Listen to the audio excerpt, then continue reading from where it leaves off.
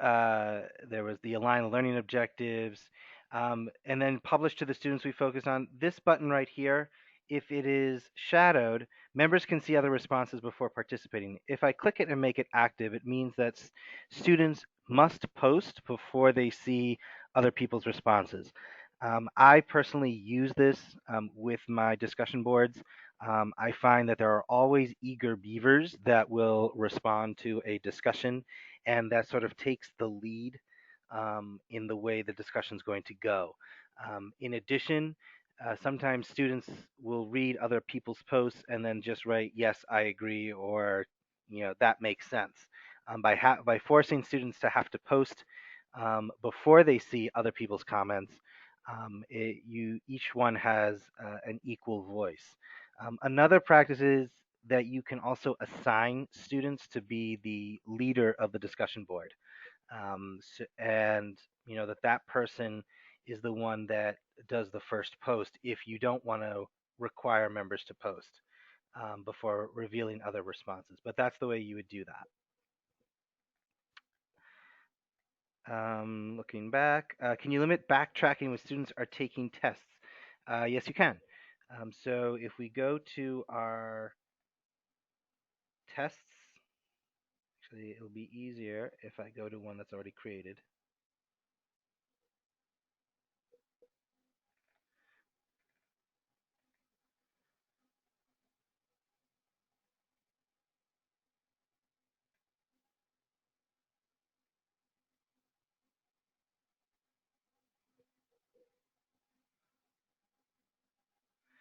So in your quiz settings, if you click on settings, then what you can do is view submission, meaning I would just click no. And that way students cannot see what they had put down. In addition, what you will all, I'm sorry, that's incorrect. Under question review, if you click no, they can't change their answers. So in other words, it's one and done. So that's where the change is supposed to be. View submissions is different of whether or not they can actually see what they submitted. They can see it with the correct answers, or they can't see it at all.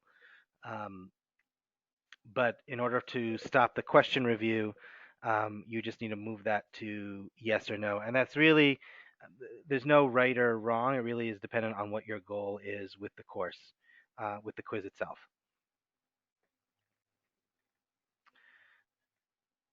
Can we change user roles in the course from instructors to students? Yes. So Teresa had mentioned to me that several of you were enrolling yourselves in other sandbox courses, which is great. Unfortunately, your roles are set by your admin, by your Schoology admin, aka Teresa. So your roles are instructors. You can't become a student. The only way to do that, and there are a couple of suggestions. Um, there are a couple of suggestions. One is, and this is a decision that would have to be made by your admin team. You can create a dummy student. At Hebrew College, where I work, we have a dummy student in our SIS called Tony Macaroni, and we are then able to enroll him in any course that we want, to see how things are, and we share the login, the username and password, so that way faculty can go in and see this is what it would look like. So that would be one recommendation, is to create a dummy, um, a dummy student, if you will. Um, the only reason that you would want to, the only, you know, your admin can create a dummy student within Schoology that is not connected to your SIS, as long as everyone knows that that account is basically, for playing. But that would be my recommendation, to see how students, to see the view of the student. Um, and I think just looking at, okay, and Kathleen asked, are you able to name something as a quiz and place in a quiz category without actually creating a quiz? Yes. So your categories, when we went over the grade book yesterday, um, in grade setup, these categories that we created, and whatever categories you create, you can assign any material under that category. So, for example, um, I can decide that I want to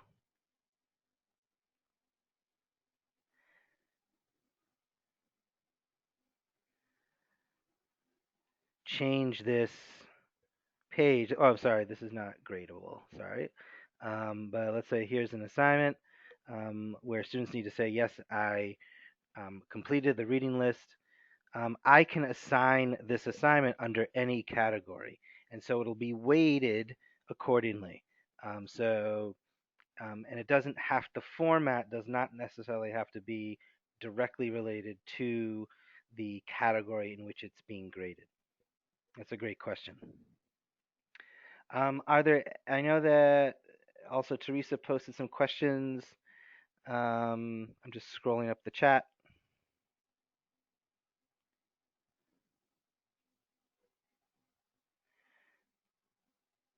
Um,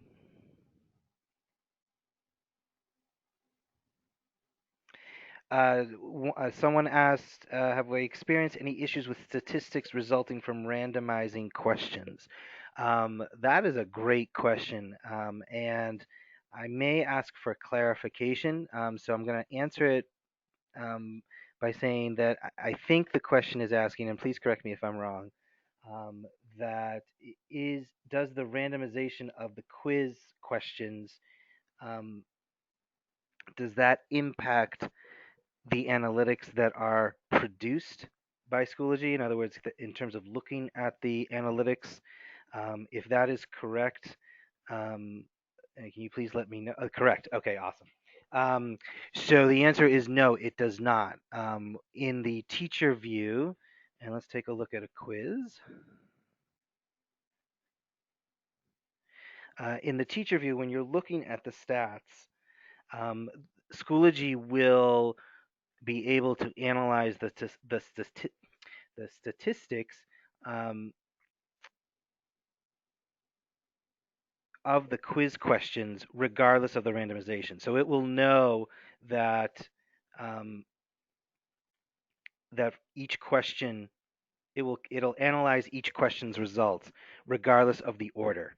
And you'll be able to, as you can see, you can view each one by question.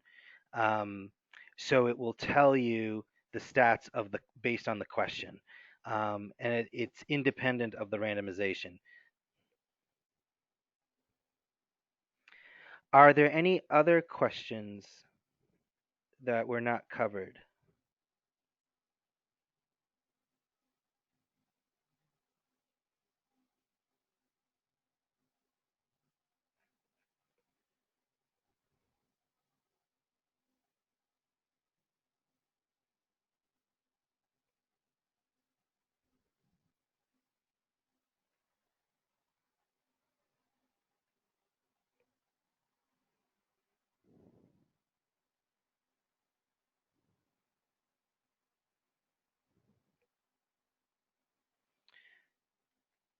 Okay, so it looks like there are no more questions.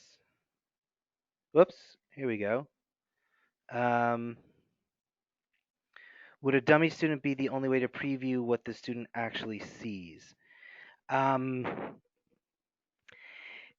in your preview what the student actually sees. It depends on what it is that you're looking at, but the answer most likely is yes. Specifically for, you can preview a quiz. Um,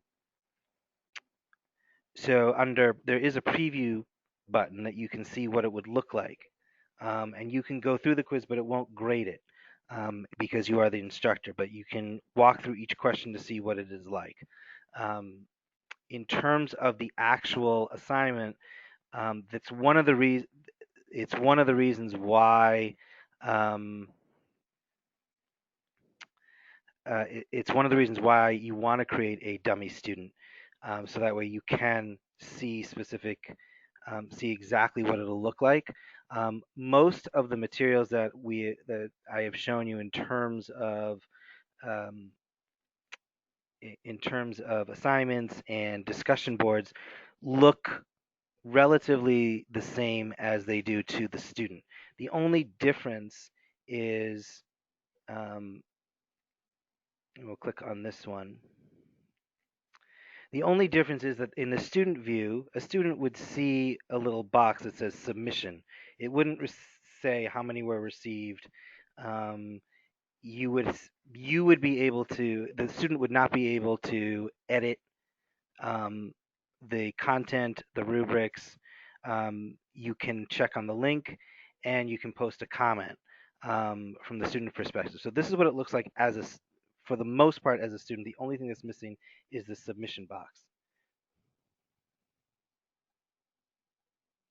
So as Teresa wrote, in Blackboard, you could click and view the course from a student's view, then click back. So yes, you can do that once your course is populated with students. So in course options, so because this course has students, I can then click on view course as. The way I did that, I'm sorry if I went a little too quickly.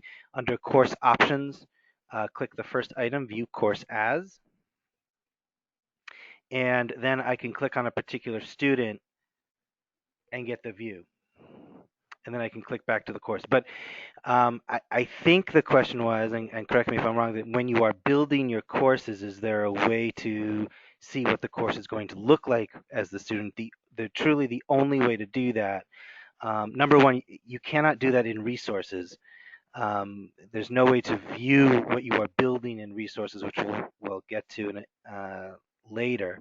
There's no way to view it from a student perspective. In courses, the only way to view it is from a student perspective is to make sure that you have a student that's enrolled.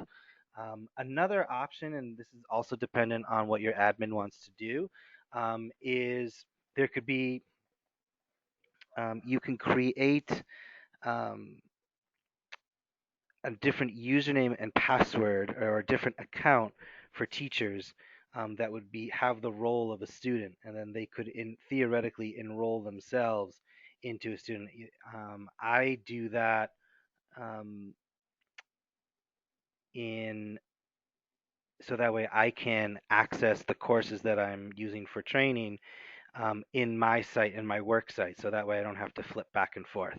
But this is my Hebrew College account, and this is my Schoology account, um, my Schoology contract trainer account. So I'm able to flip back and forth seamlessly. If that's what your admins decide to do, you can easily do that. It may just be easier to have a dummy student enrolled in every single course or playground course and just leave them there so that way you can constantly see how the student view would look. Let's see, I'm just scrolling from the bottom up. If I do an assignment in class, how can I enter the grade in gradebook? Great question. That's so Lori, that's when you want to go into your gradebook and you want to create a grade column. Um, so you would go into your gradebook, and then you can click on the plus sign, add a grade column, name it. So if you wanted to do paper and pencil or whatever the assignment is, um, you can put the due date if you want, category, and then click create. Sorry, there's no due date because it's a grade column. Sorry. Um, you also want to make sure that it's in the correct grading period, which shouldn't be an option. You'll just have these two options because your admins will be setting the grading period. Um, so there'll be no grading period or fall 2017. I would just keep it the grading period that was assigned to you, and then you just click create, and then you can manually enter in the student scores.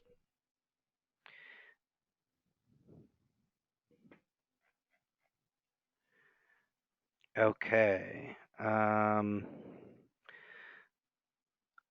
L'Oreal said that your exams transferred over no problem from Blackboard, but the rubrics don't. Okay, so that's great. That's something that I learned. That's fantastic. Hebrew College originally used Blackboard. This was over 7 years ago.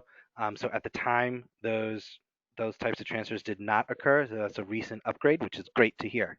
I'm glad to hear that that's working. Um, and let's see. Brad says all my lecture videos are stored on. I will need to pull them into the master course or each section folder. Um, so is Echo 360 a Microsoft or um, a Microsoft program?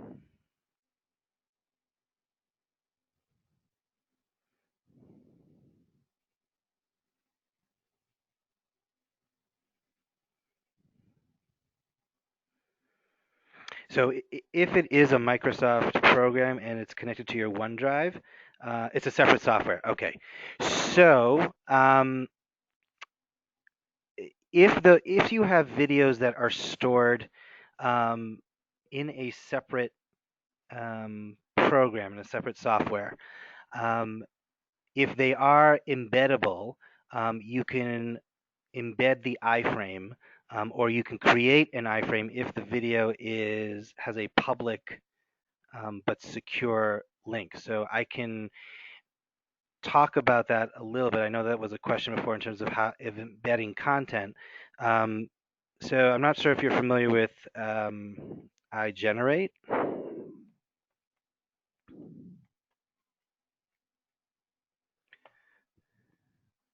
I think that's the right.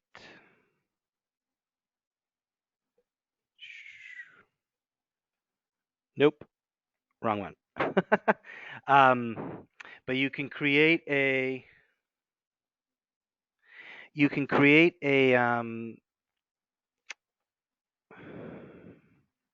what's known as an iframe, which is just the fancy way of saying how to embed a visual. Here we go.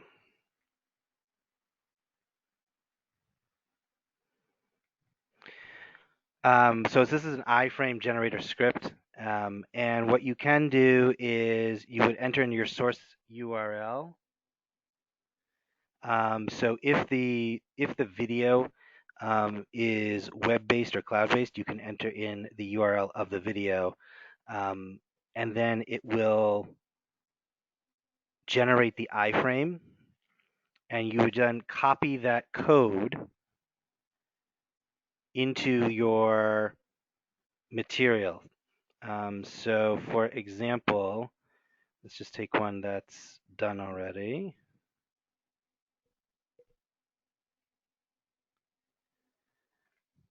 And so that's when you're going to use the nerd freckles.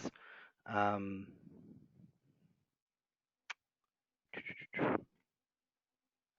that doesn't have it.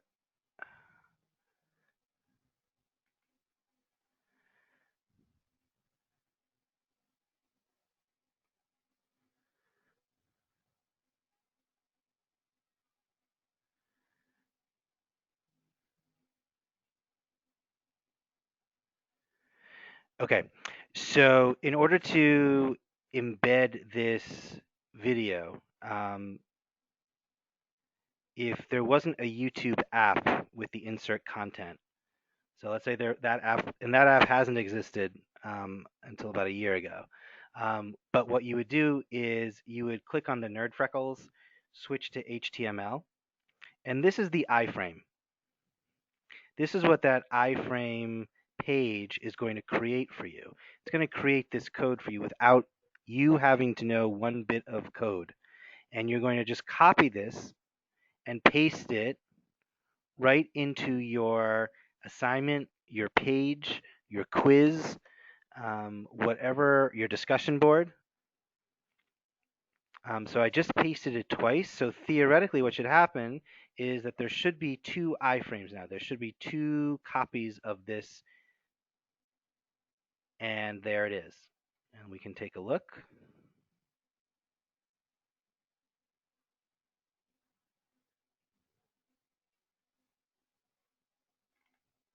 There it is again. So you can embed the iframe in there. If your videos are not not cloud-based, if they are actual hardcore videos, if they are actual videos on your hard drive, um, what you can do is, if I wanted to upload a video, which you can,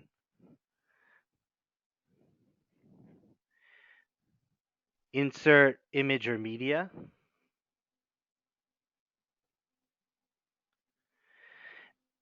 You can attach the video. Now notice that the max is 100 megabytes per file. So I don't know how big the videos are, but if they are less than 100 megabytes, you can just upload them and insert the media directly into the discussion board or into the assignment.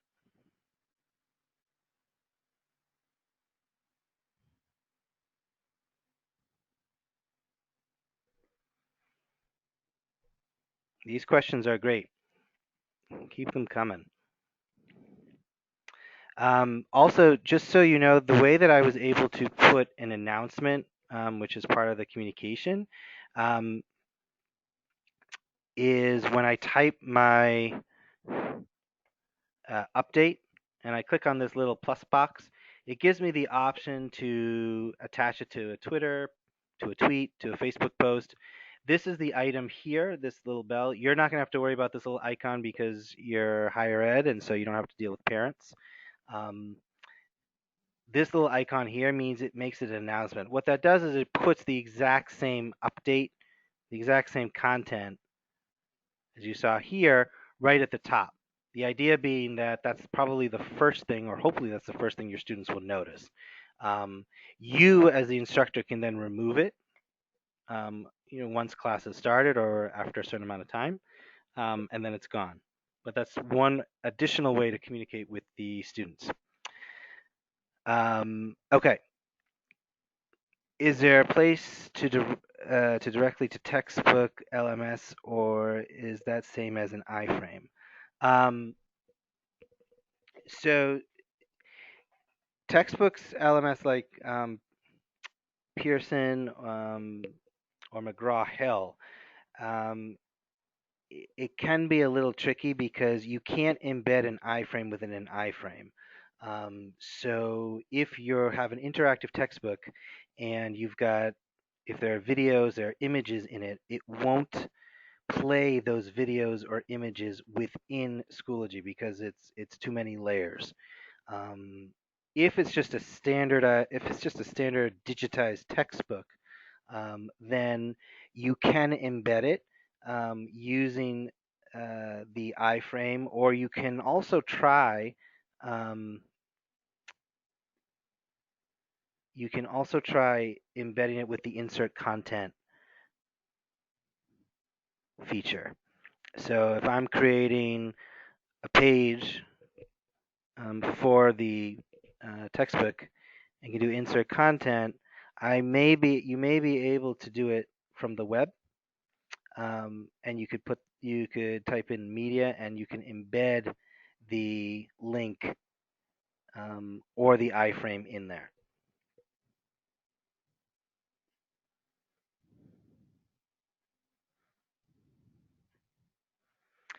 Other questions?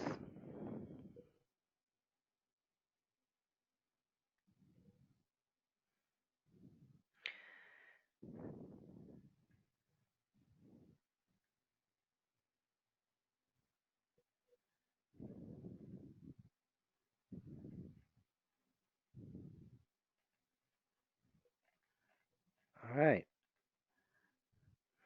One thing to note is that you do have to refresh your feed. It won't do it automatically. So that's why you're seeing me refresh it periodically to see if there are any more responses to the updates. Okay. If there are no further questions, we're going to move on. Um, we looked at grading and gradebook management. Oh, one was just posted. Perfect. All right, let's take a look.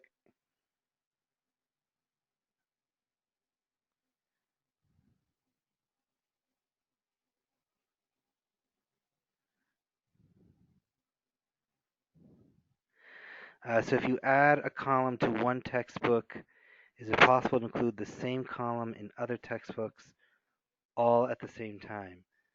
Um,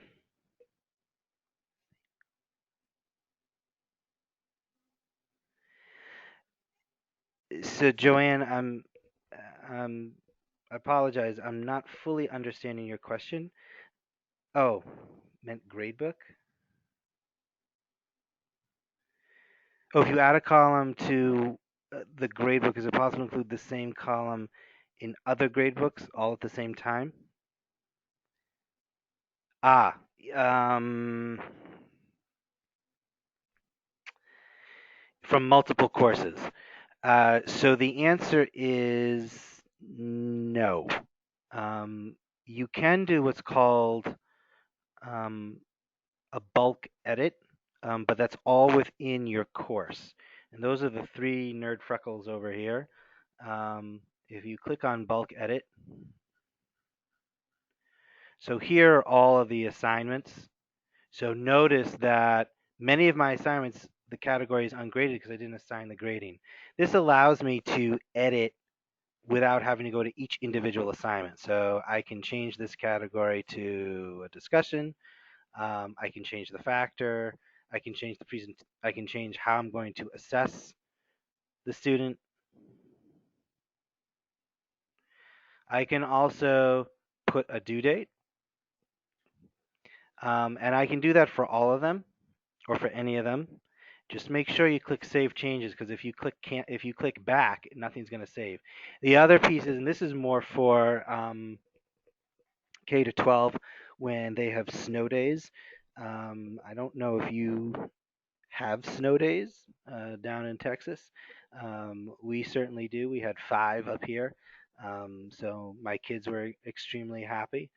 Um, you can shift the due dates by one day. You can, so in other words, if you missed a day or if you discover that you are behind in your teaching, instead of going in and changing each individual um, assignments due dates, you can change all of your assignments by one day simply just by clicking on the arrow. It will automatically change the dates, and that will be updated in the student's um, calendar as well.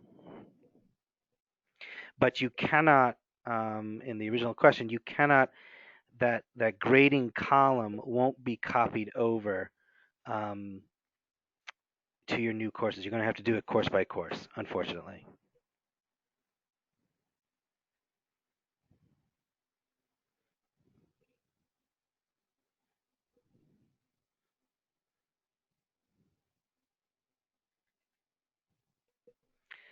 Other questions?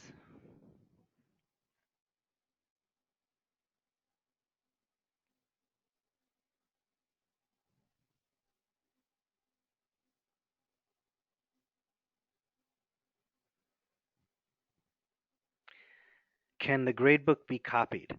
Um, so the grade setup can be copied.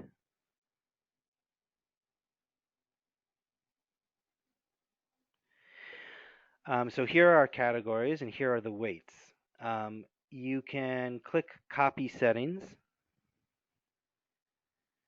and I can copy those settings, categories, grading scales, rubrics, to whatever course I am an admin to. So that means any course that I am teaching. So it can be copied to, and I would just click the boxes. But it won't copy the um, the manual columns that you add. It will only copy the categories and grading scales. Though, actually, if you I yeah, it won't copy them. I apologize. Yeah. Um, and when we get to resources, I'll show you how to roll over or copy to another course. One thing to note is that you are still going to have to set up your assignment due dates because obviously it's a new year, and so need the assignment due dates need to be updated. But all your materials can be copied from your resources to your course, so that way you don't have to recreate the wheel each time.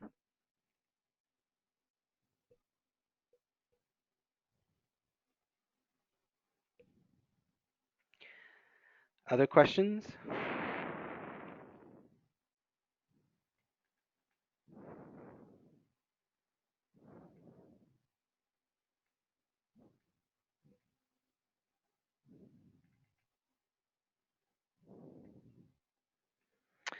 Can we use evolve and they are moving to a canvas? Well, we use evolve and they are moving to a canvas platform, but we have sent out the phone.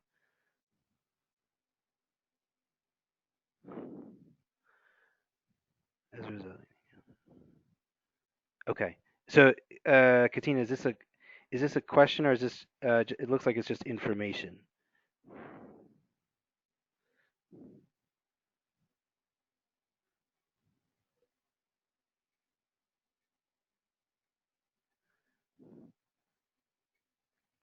Okay, so it looks like it's just information. Other questions?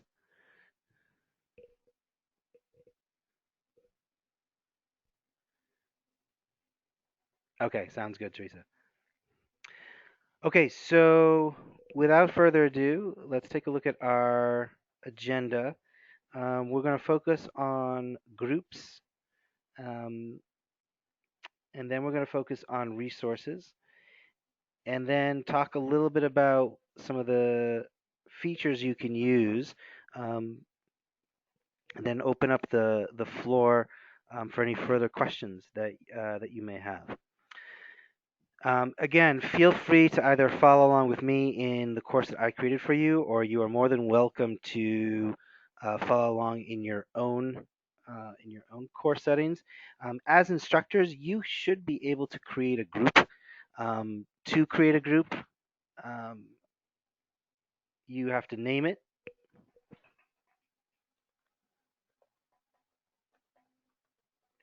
You can put a description, and as we went over yesterday, you can decide who should be in the group in terms of privacy, who has access to your group. And do you allow people to join or is it by invite only? And then you would click create. So in that group that you create, you have it looks very similar to a course, but there are fewer options. Um, Clearly, you can edit the picture just like you can with a course or with your profile. You have the updating feature. Notice, however, there are no announcements.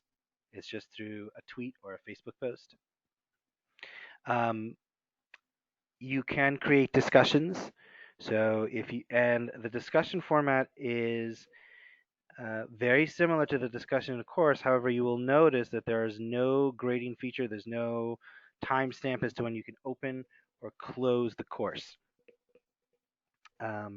Sorry, the discussion. But you can create a, a discussion board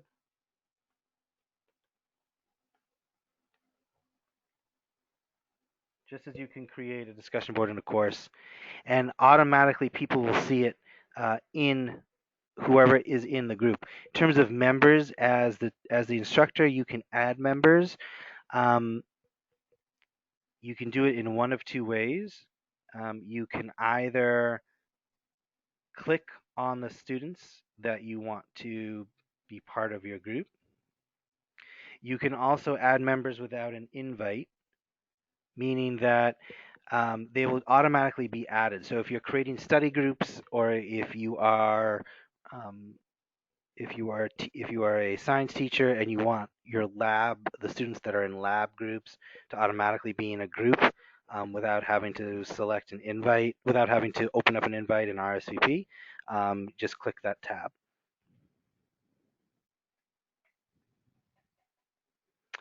Um, they will remain pending until they accept the invitation or you withdraw the invitation. Um, you can also share the access code. So just as I shared the access code of the course with you, I would share the access code um, with the group. So that way people can just automatically go into groups, click join, and just as you joined my course, you would type in the, oops, that's the iframe. You would type in the, or copy and paste the access code, and then you would join.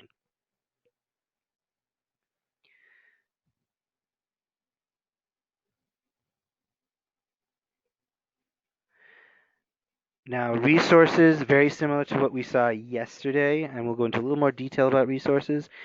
This is where you can add resources. Um, so you can add an assignment template. You can add a discussion template. You can add a page for um, to put a website or embed a video if you wish. You can also connect learning objectives. So if you have, can I show how to add a member again? Yes, absolutely. So what you would do is click Add Members.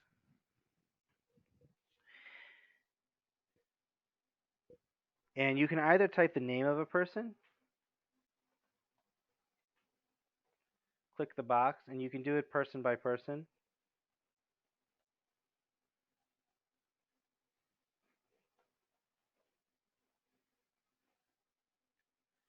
You can also click on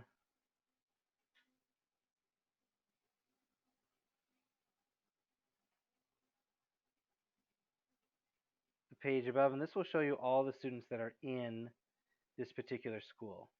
And you can just click whomever you would like to be in the group.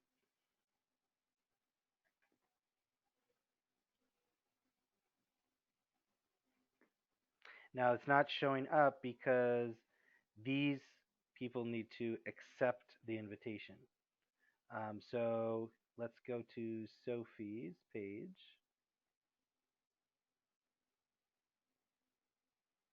Yep. So here is Schoology based on Sophie's account. And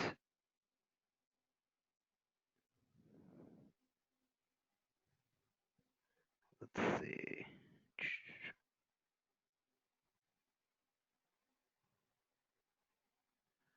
Nope.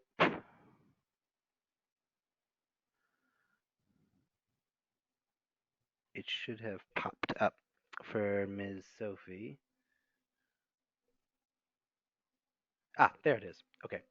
So under connections, under these two people icons, there's a request. It says snowball throwing. That's a group. So Sophie would then click accept, and then we can go back.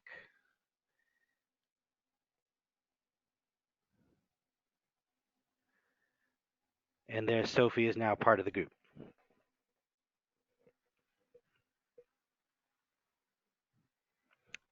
Any questions about adding members?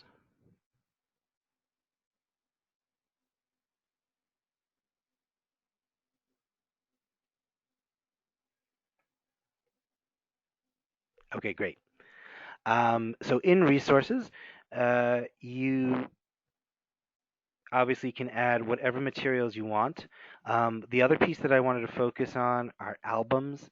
So let me pick a group that I already have some materials there. So in this group, in albums, as we looked at a little bit yesterday, you can create an album that members can add to. Instructors and students can add media. So you see that little icon that we saw on the discussion board. If I shadow it, means only the instructor, only the person who is managing the group can add media to it. If I unclick it, it means that both students and instructors can add media. There can also be comments added as well. So this is helpful. You can create study groups as well. Students can create study groups. It's also something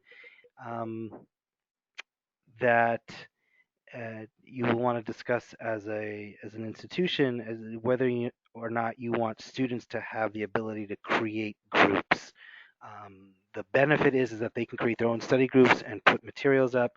The downside is that there is a question of who's watching, who's minding the ship. So I know that colleges have different policies when it comes to students managing groups. Usually, it's what I've seen is that there's usually an instructor that is also a co-admin to make sure that everything that's being posted and put up there is appropriate. Finally, you'll see this big blue button, Conference Center. So this is in your apps. Um, and I'm just going to, It's also so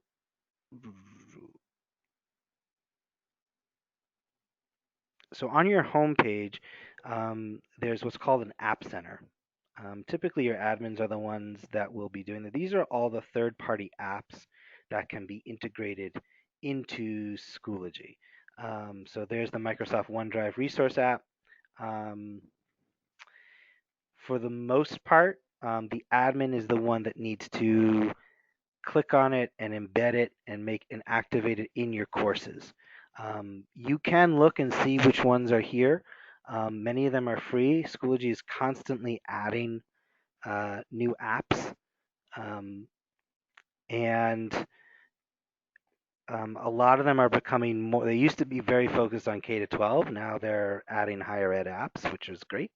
Um, so I would, you know, see what types of apps are there, and you can talk to Teresa or the other admins to see how those apps would work. But one that because you're an enterprise level um, Schoology member, you have what's called Big Blue Button, and that's a visual conference. It's a virtual classroom setting. Um, Big Blue Button allows you to create a new conference with your students. So that way, if you wanted to hold office hours outside of school hours, like in the evenings, you could create a Big Blue Button conference. And just as it's very similar to the GoToMeeting, but you could have your webcams on. You can have you can post materials. You can have a chat box. It's free, and you can record it. Um, the recordings last up to 7 days, unless you pay for the premium version of Big Blue Button, in which case you can keep the recordings forever and ever. But it's in groups as well as in courses. There is a separate training on how to use Big Blue Button. If there is time at the end and people are interested, I'm happy to walk through the basic steps of Big Blue Button and its features. But just know that you do have this virtual classroom capability within Schoology because of your enterprise account. Under group options, very similar to courses, you can send messages, you can edit the info about the course. You can also change the settings. So the group profile could be that everyone in school that has a Schoology account can see it, but only people that will receive updates, calendars, resources, or the roster have to be in the group to receive it. In Create Resources, if I wanted students to add materials, I would then have to click this box to allow all members to be able to create resources.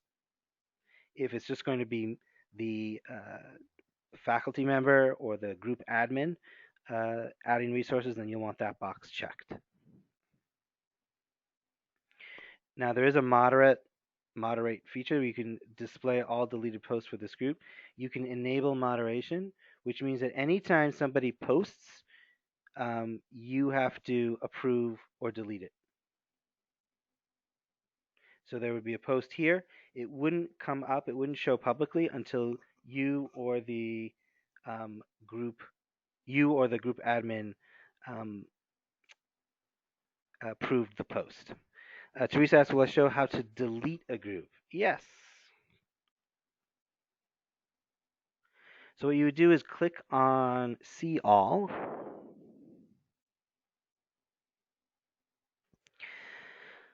So let's say I'm going to delete the snowball throwing group.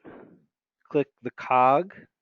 I can add members here. I can edit members. I can archive the group, meaning that if I wanted to keep the information, but I don't want it to be visible to the members anymore.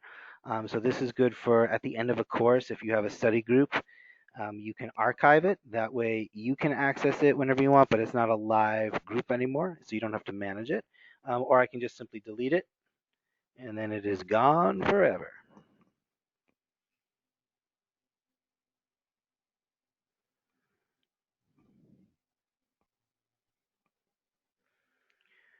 My pleasure. So that's basically the functions of group. You can also In groups, there are multiple places to create a group or join a group. So, and Schoology does that on purpose so that way you don't have to constantly go back and forth and back and forth. So if I click here, I'm able to create a group just as I am. If I click groups up here and click create, brings me to the same window.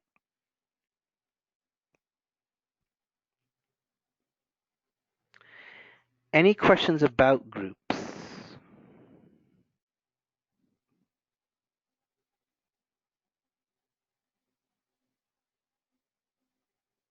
Can students create groups?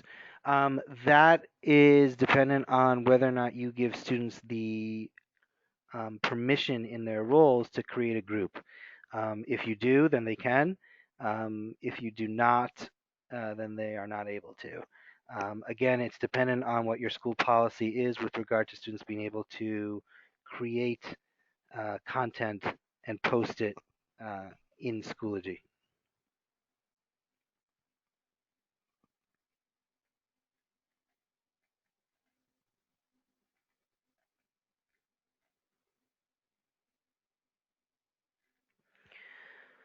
Okay, it's now 2:15. Why don't we take a 5-minute break and regroup at 2:20?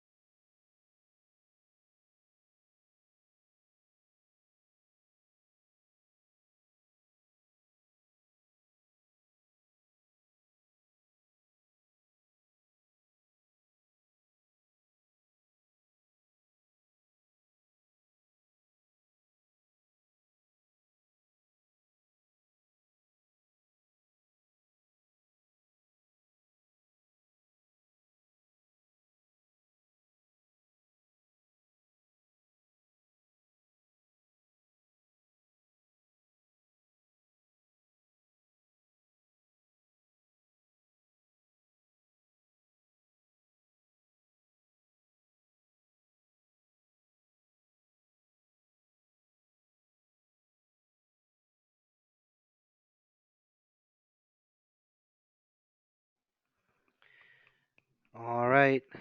Teresa, if you could let me know when we're ready to begin, we'll get started.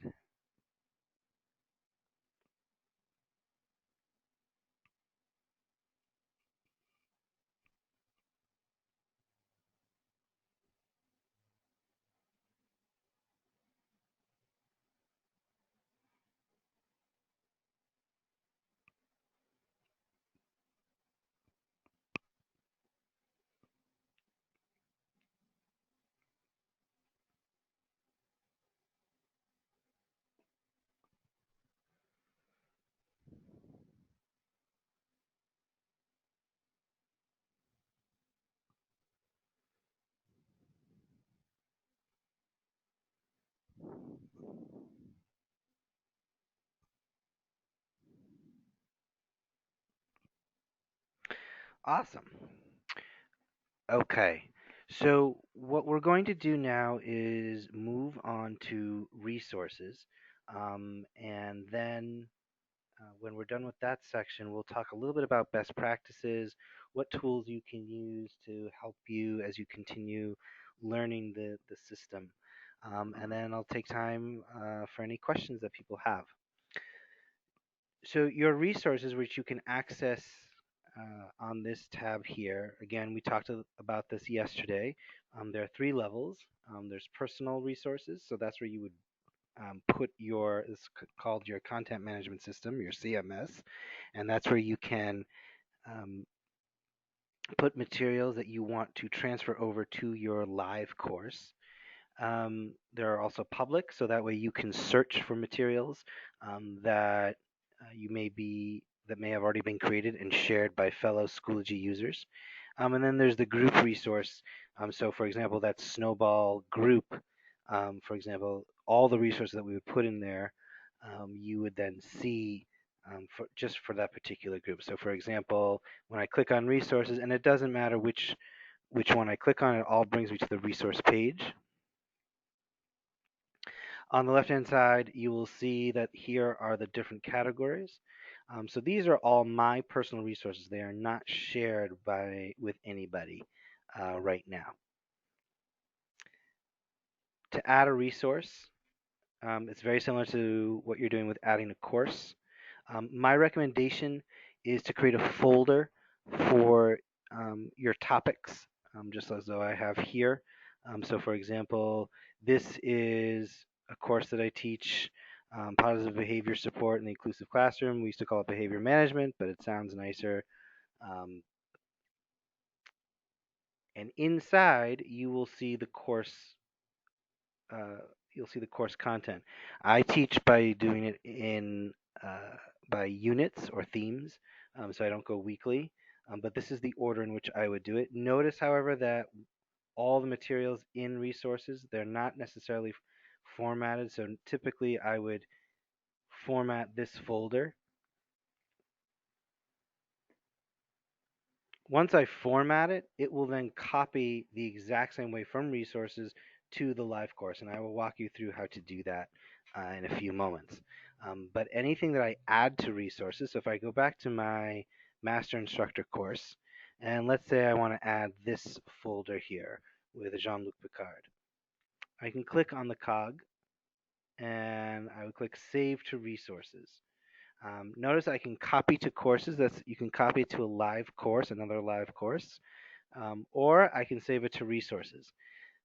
My recommendation is at the end of your semester that you save your entire course, all your content, to your resources. And then you can retitle it by the semester and by the term and year that you taught it. That way you have a running record of how your course has evolved, and you can go back and look to see what materials you want to include in your upcoming course, what materials you don't want to include. So if I wanted to just save this particular folder, I would do save to resources. And what it's going to do is it's going to ask me, where do I want to put it? Do I want to put it in my private resource, which is home? Do I want to put it in one of the groups? Do I want to put it in my school? In other words, is this a resource that I want to share with all of my colleagues with my school? So I'm going to click home, and notice that I can select the folders within resources. So these are all the folders and subfolders and assignments. These are all the subfolders rather um, in my resources. So if I wanted to put it under a particular folder, I could. Or if I wanted it to be on its own, I would click no folder. And notice here are all the items that are in the original folder, the original orange folder. It will then tell me that it's going to copy all these materials into that folder and put it in resources. So let's save a copy.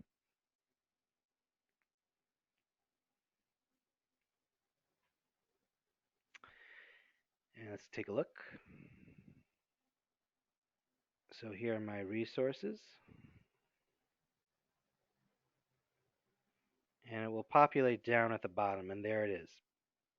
Now, in my live course, these are 3 pages. So it's not going to look very different in my resources. Okay? But let's copy over this discussion board. And I can copy an individual item to my resources. I'm going to copy this. I'm going to put it in no folder.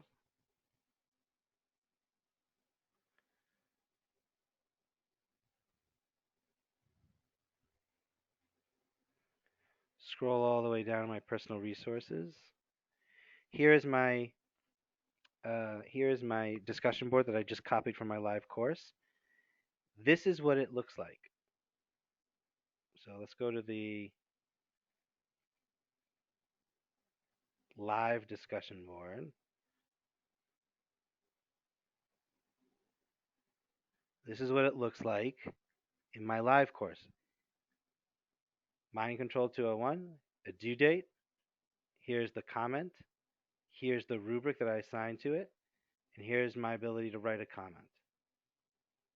Okay, and this is what it looks like from an edited perspective. Right? Use the force, due date, enable grading. I can categorize it. I've put learning objectives, and I've published it to students. This is all that will pop up in a discussion board. So it doesn't look at all like what you would see in a live course. That's why I recommend having a sandbox course so you can actually get a better, more accurate taste of what it will look like. Now, if I click edit, ooh, stop that.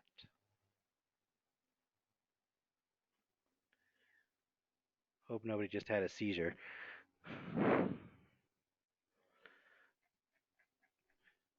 Okay. So if I click edit, my edit box will look pretty similar to the edit box um, in in a live course for a discussion board. The only difference is I don't have the due date. I also don't have these features of assigning it to specific students or members can see other responses before participating because this is in resources. Nobody's accessing it other than you are. This is how you can insert your content. This is how you can format it.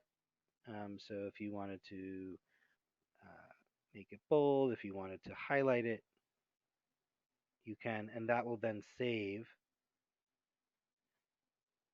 in your resources.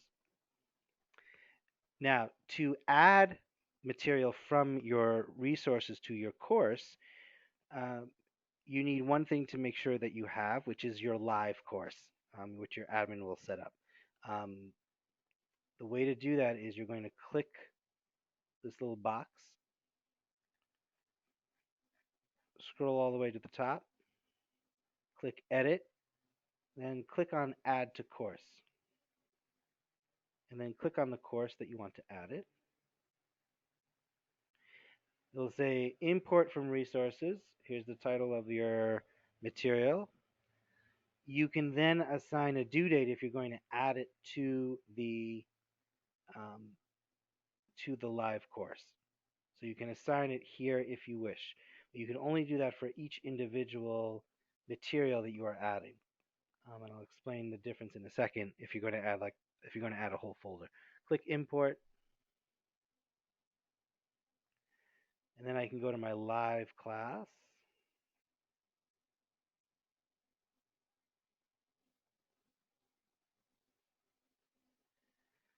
And just like in resources, it'll populate all the way down at the bottom. And now you will have all the features that you would have in a live discussion board.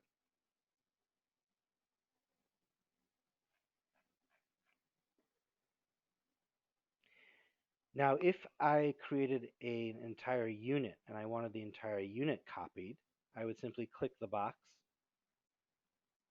and then click Add to Course. If I have in a folder all of my materials, so for example, in this folder here, Positive Behavior Support, so this is my semester-long course that I teach. If I copy, and I learned this the hard way, if I click the box next to the blue folder and click Add to Course,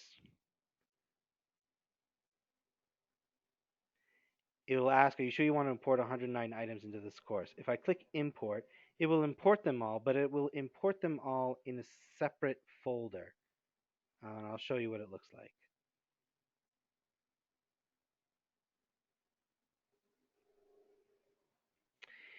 And sometimes if you have a lot of material, it'll say it's being executed during peak season, so right before classes are starting.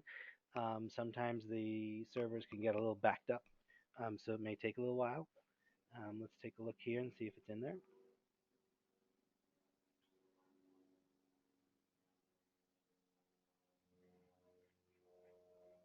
There it is. So the issue now is that the entire folder is copied, which is great. The problem now is that you then have one master folder. You don't have the individual folders of your course. What you want to do, so what I mean by that is if you, it would be then an additional folder that's unnecessary. All the assignments would be here, and you can assign them to your gradebook and assign due dates, etc., just as you can if you were creating a live assignment. But the problem is that you now have everything in this blue folder. What I recommend doing is click on the folder and then click this tab up here. What that'll do is that will then add all these different folders individually. And so then then I have my course materials added the way that I want to. And it would be the same way. Add to course, click on the course. It would ask if I want to import it all. I would say yes. And then it would import it all, but it would import them as discrete folders.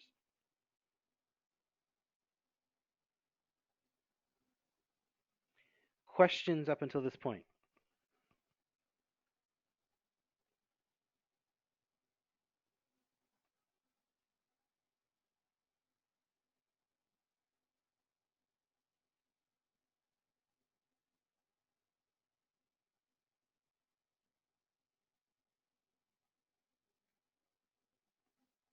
None. Okay.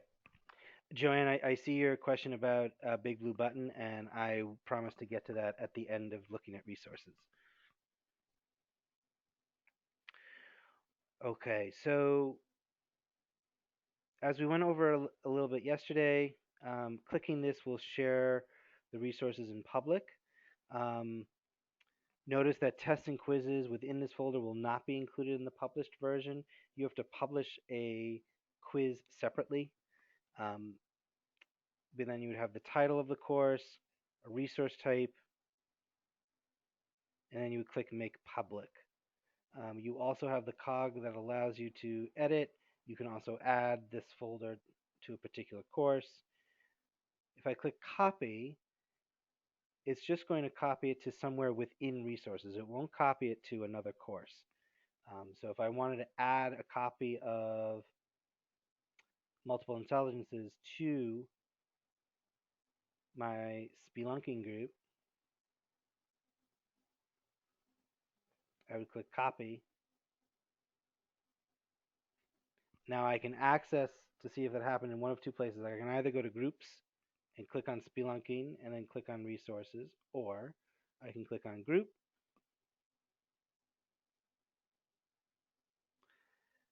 click on spelunking, and there's my material. Okay, and this is what an assignment looks like in your resources. It's just the instructions. Here it talks about it references the rubric.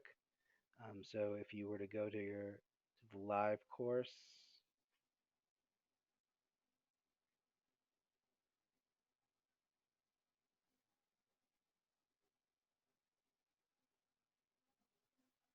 so here is the instructions and the information, and here's the actual rubric with the link and the comment. In the resource, I just have the link and the content itself. And like with the discussion board, if I want to edit it, I can, but I cannot assign a due date, nor can I assign whether or not someone can participate or how many times they can submit, for example. But all the other features are still available.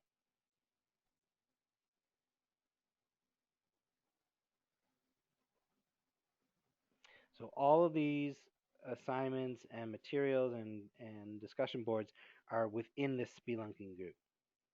If I click on the school, and depending on how Schoology set you up, I'm not sure if each department is a group or if each department is a quote unquote school, um, or if you have an undergrad and a graduate program that may be different schools to keep them separate.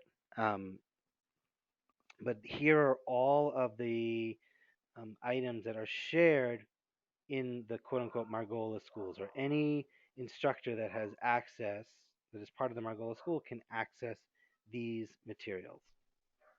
So this is good for if the deans or if the president or provost is sending out information, if HR is sending out information, there could be a folder here for prospective and current employees to download or to find and be able to submit it. So that's what the school resources are for. And then finally, we looked at yesterday public resources. And this is where you can search for materials that you may be looking for. You can also copy badges if you're going to use badges.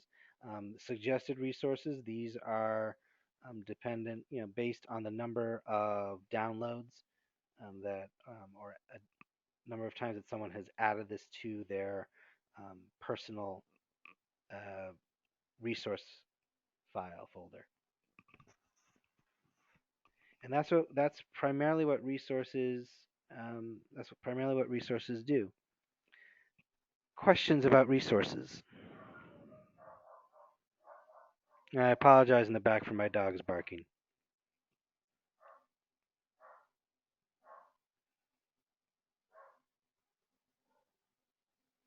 No questions. All right.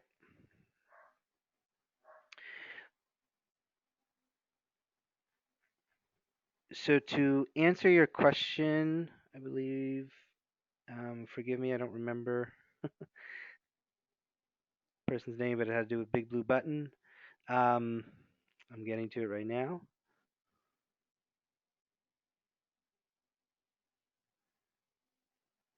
Yeah, Joanne. Can you archive a Big Blue Button session and have it available to the class to be reviewed? The answer is yes. You can definitely record the Big Blue Button session. The level that comes with the enterprise, the Schoology version that you have, the sessions are can be recorded and then saved up to 7 days. After that, it is wiped. So the benefit is that it forces students to watch the video and the Big Blue Button session within a reasonable time frame. The downside is that if you wanted to record it, if, for example, we had a Big Blue Button session where participants uh, met with a professor and also Holocaust survivors. So if you wanted to record that and keep it, then you'll want to upgrade the Big Blue Button conference system so that way it's kept forever. The other option is to take a screen capturing software like Camtasia or Screencast-O-Matic and be able to then record the screen. However, it's a recording of a recording, so it sounds like a record player version of a live recording. Um, and I'm hoping that everyone in the room at least knows what a record player is. But that's what happens with the Big Blue Button session. Any other questions?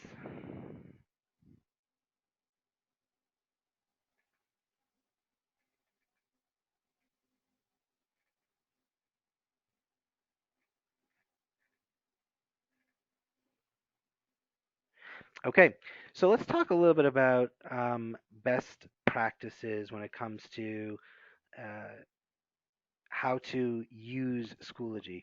So I'm going to be wearing multiple hats. One is my role at the college, which is director of online learning. So I work with the faculty on training them how to use Schoology.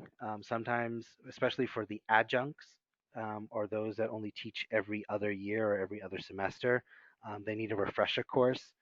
Um, so and sometimes if you're even away for the summer or you want to know how to do something, and Teresa's may not be available or may not know the answer, there are other areas where you can access materials and get the answers. As I said, one of the best ways, the quickest ways, is clearly you can post your question in the feed. You will probably want to join the Schoology Educator Group.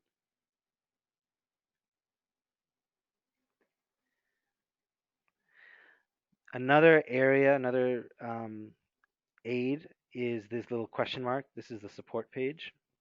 So if you click on your support page,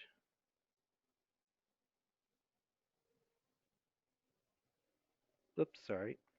Let me show you what it looks like um, from my college account. So what will pop up is this window. Here are your support contacts. So these are the top 3 people. You can have as many, I think you can have only up to 3 rather. Um, these are people that you can contact, the faculty can contact. Um, I apologize for the helicopter.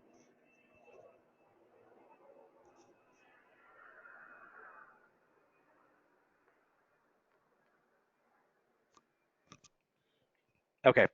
Um, you can also submit um, a request if you want. The admins, however, are the only ones that can do a phone call support or a live chat. You are not able, you as instructors, you're not able to do that. In the Help Center, if you click on Help Center, you get to Schoology's help page. This was revised 2 years ago, um, and you can see based on your category, and this is also helpful for students. Um, it's based on your role. It's also based on categories. And if I click on instructors, um, Schoology has organized the material based on your role. So if I click on Get It Started on Schoology for Instructors, how do I log into the Schoology app, whether I'm using Android or I'm using an iPhone, and it walks you through the steps. What's nice is that they have visuals, they also have GIFs, so that it shows you the clicks.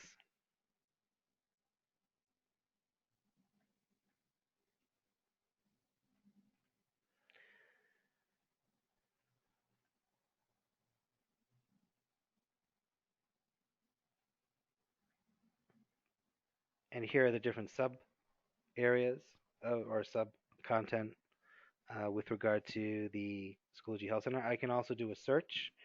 So if I wanted to look up Big Blue Button,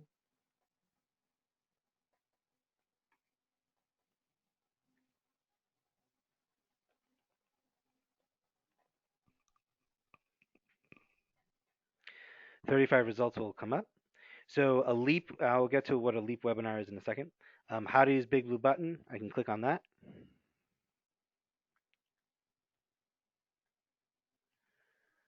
And it walks you through the steps.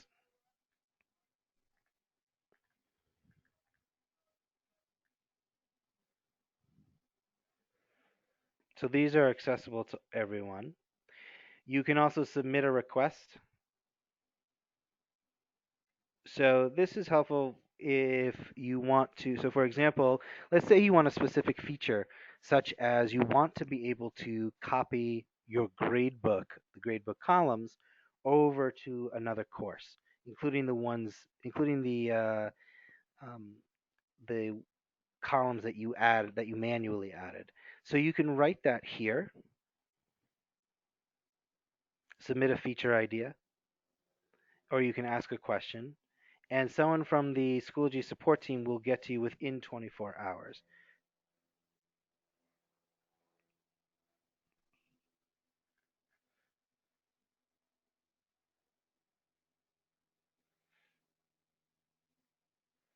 Another nice feature is that when you search,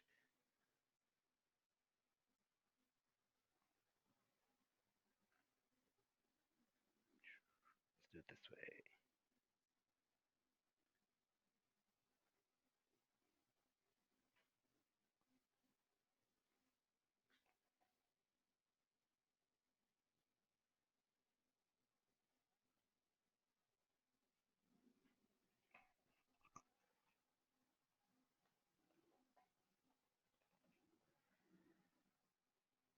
You get the knowledge base, which means these are the articles that Schoology created. And here's the community. So here are a Schoology user that asked a question.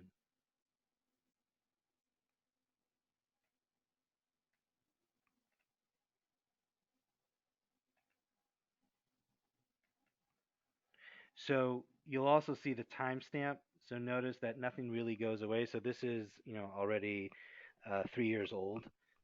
So this was before Big Blue Buttons was integrated into Schoology, and now it is. So Schoology really focuses on their primary stakeholders, which are you. They are and I'm not just saying this as a contract trainer, but I'm also saying it as a client, as a user. They really do um, want to work with you. They see each individual teacher as a client, and they are happy to work with you um, to help meet your needs with regard to your particular class. The community we just looked at, you can also find the latest updates on new features. Um, One of the sessions that occurs, this is a Schoology Exchange, this is a Schoology blog. Dylan Rogers, who is the director of social media at Schoology, is in charge of the blog. This is also, I would recommend subscribing to it. This is where I would say once every 2 weeks there is a tip that is sent out on how to use Schoology. Um, and you can also click on different subtopics.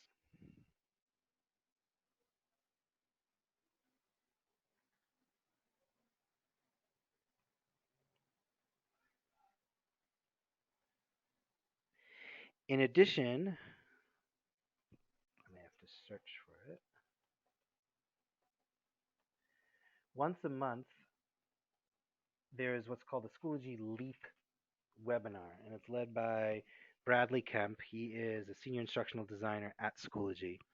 Um, and he will lead a webinar, a Learn, Education, Advocate, Participate webinar, focusing on um, different pedagogical practices and how does Schoology incorporate those practices uh, into its LMS. So, for example, focusing on the SAMR model. Um, if you're not familiar with the SAMR model, it's a model that's used to help teachers decide how they want to incorporate technology into their classes. Um, if I can make this a little bit bigger. So Brad would talk about the SAMR model. What does it mean um, to incorporate that, and how would you use Schoology at each level of your pedagogic practice? Um, that occurs once a month. It is open to all teachers, all instructors. So you can easily sign up. It's free, and I recommend it quite highly as well. In addition, Schoology also has what are called if I can find it here, what's called Schoology Championships, the Schoology Champions program. So as you become more and more adept at using Schoology, you may find that you're starting to drink the Kool-Aid a lot, and that your colleagues are now turning to you for advice or for questions.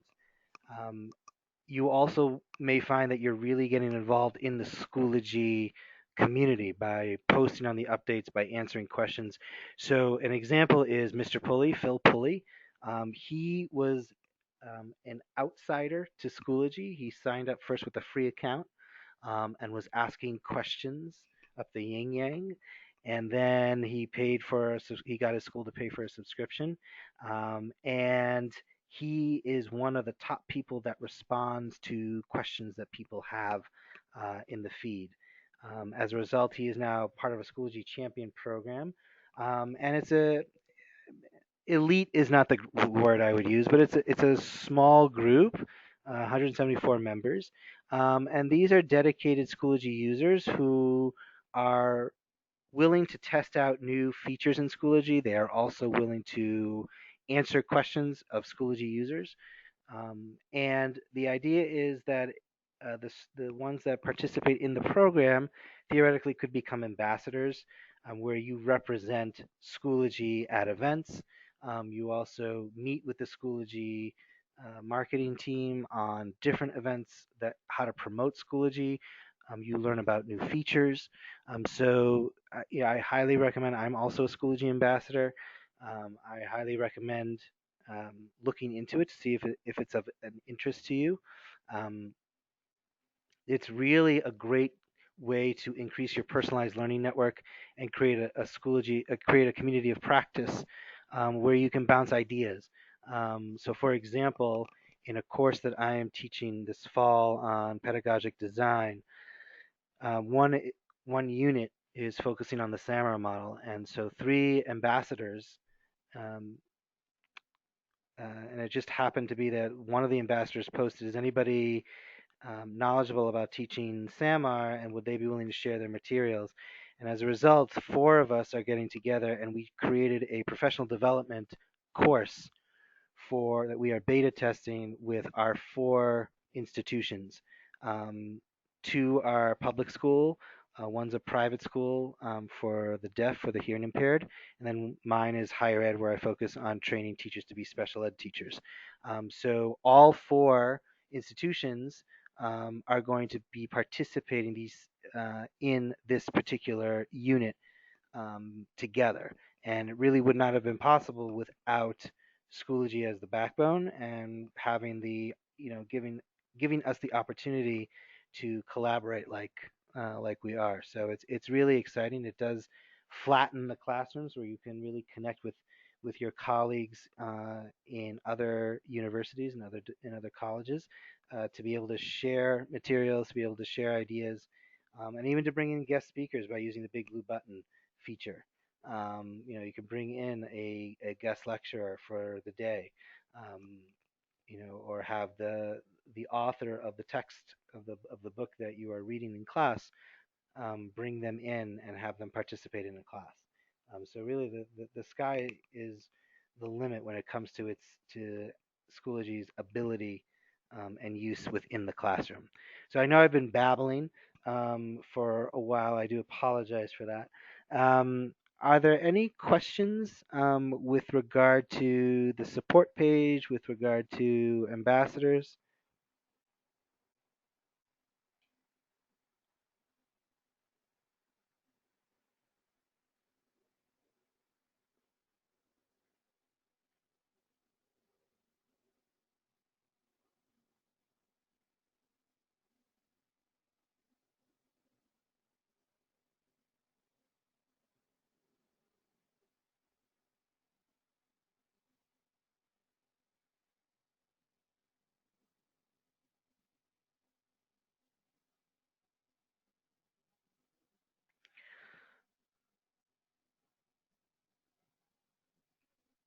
Okay.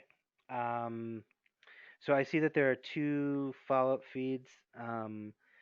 Laura, you said that you were told that Big Blue Button will save for 14 days. To my knowledge, it's 7 days. They may have increased that, but that's news to me.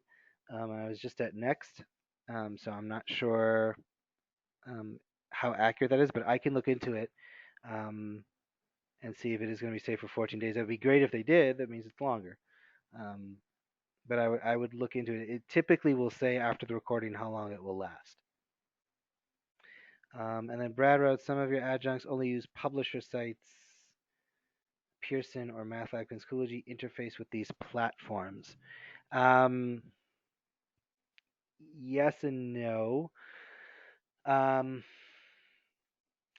if the if the URL is um, it can be iframe, it can be sort of embedded into a web page. If IE Pearson or Math allows that, then the answer is yes.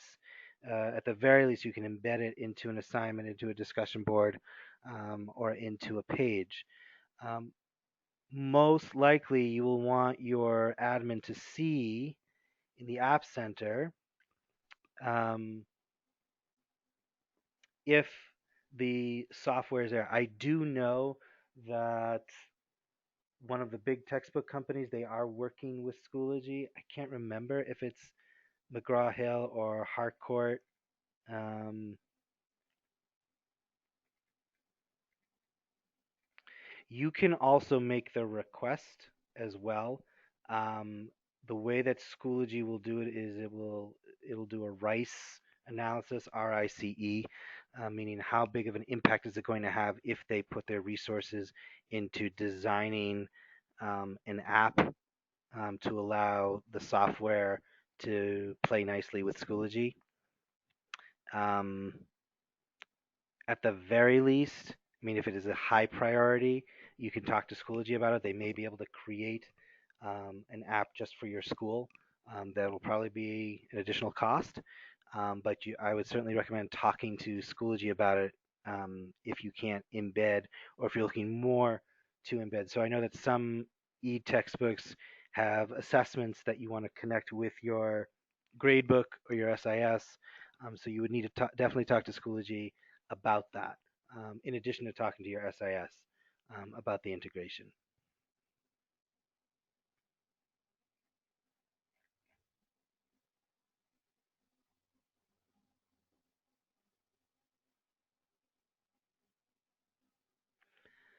Other questions?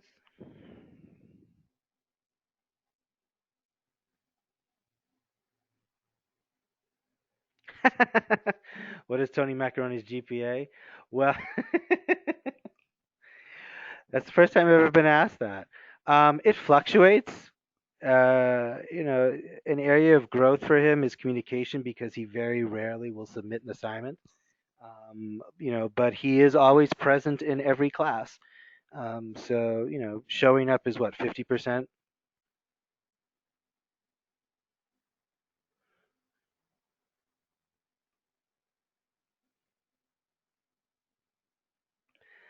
Other questions?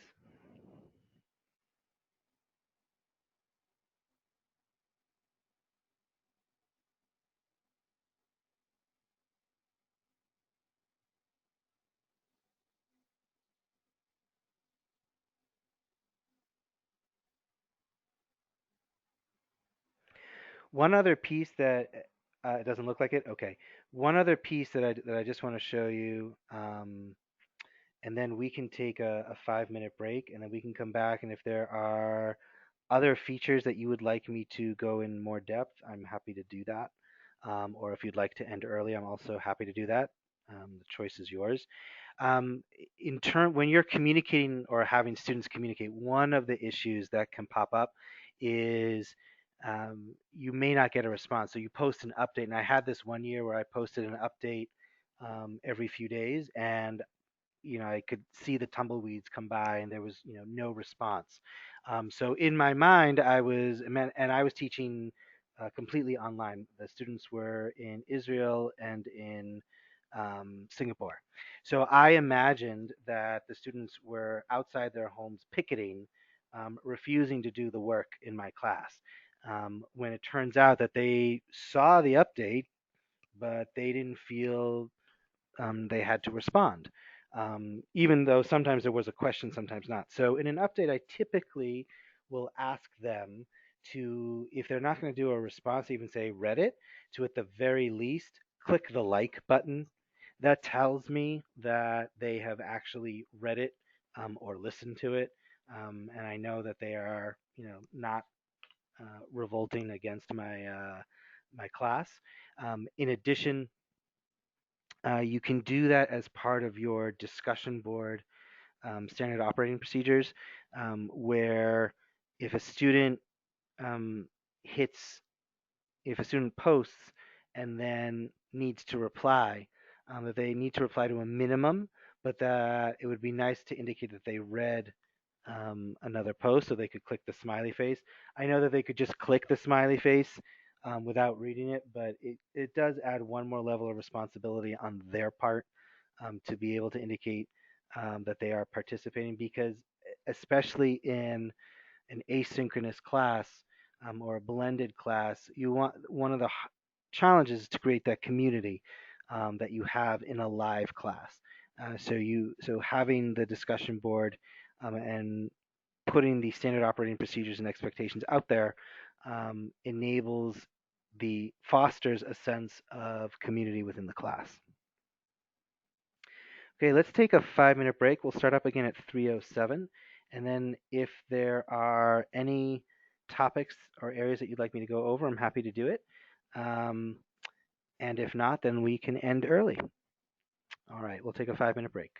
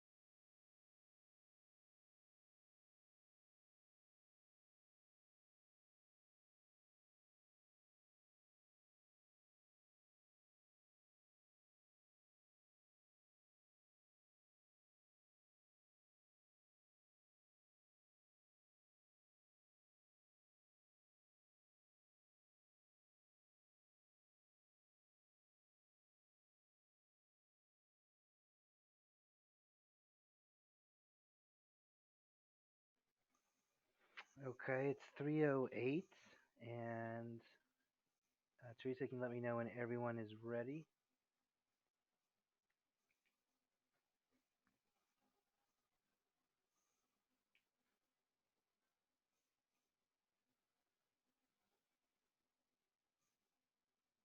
Terrific. Okay. Um, so there was one question that was posted by Laurie. Is it possible to do what if grades? Um, I wrote a response below. I'll just recapitulate it. Students are able to access their grades provided that in the roles and the positions that the admin has set up, they can access, they're able to see their grades. I would recommend that they do. I think it's important for students of any age to be able to see their progress and track their progress. They can also be able to see what it looks like um, and be able to get their grades. Now, obviously, they're not going to see everybody else's grades, but they will see their scoring. They can also click on um, their analytics and see how their grade, how they're faring, so they can see whether or not they are passing or not. Um, and then I couldn't resist putting in my own 2 cents about that particular question that students ask. My next most favorite question is, how long does the essay have to be? Um, so, which I'm sure no student at Hill College asks.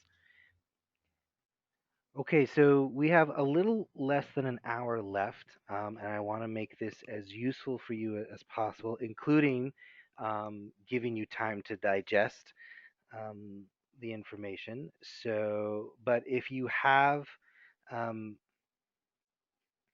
if you have other questions, I am happy to entertain them about other features in Schoology.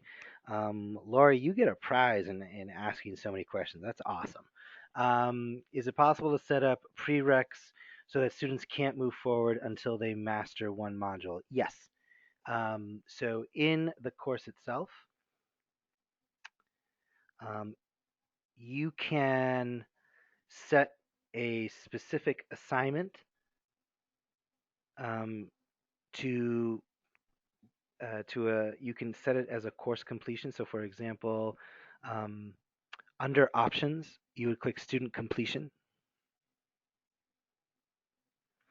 and you can add a requirement. So it's a for the folder. So this is at the folder level, so you can set it for the entire folder. The member must complete all the assignments in that folder in order to um, move on to the next folder. Um, Now you can also do it on a individual assignment or item base.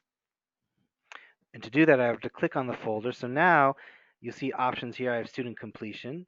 So instead of saying by folder, it's going to give me the 3 items here. So if I add a requirement, so the first one that pops up is the discussion board.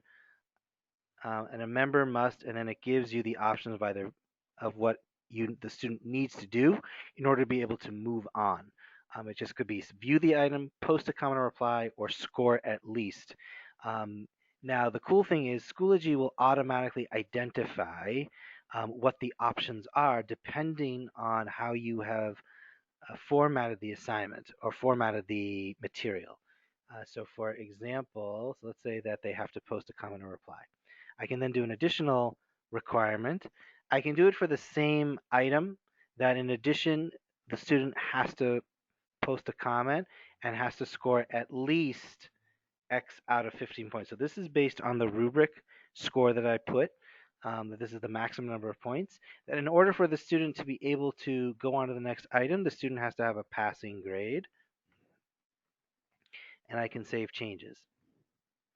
So now the student will not be able to look at what is Schoology or be able to click this until they have moved on, until they have completed. Now I can add a requirement. Let's take a look at what the page will do. So this is the page. Notice all it will do is just say that the member must view it. If I add a requirement for the links, says must view the item. I can also require that the students have to complete all these assignments sequentially. So you can guide the students indirectly by adding these completion rules as much as you want. Um, there are some uh, pedagogic practices where, if you're teaching linearly, you open up one folder at a time, and they have to go in a particular order. And there are both positives and negatives for that, just as there are for both positive and negatives for having everything open all at once. I would say, based on my own personal experience, some type of um, area in the middle, where students do have some voice and choice in terms of how they want to complete the assignments and when, but also a guide so that way they're not falling behind at the end of the term and then freaking out that they're not going to pass. So having those completion rules is important. The other piece that you will see in the home page is the school analytics.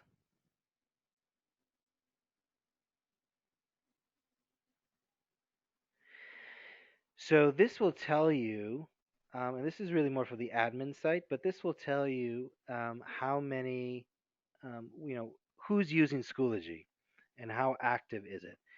So, for the CFO of the college may want to know, are we getting our money's worth? And so this is the report that you'd want to give to the CFO. You can also look at users as well. So let me actually show you from my college. I can show you the stats.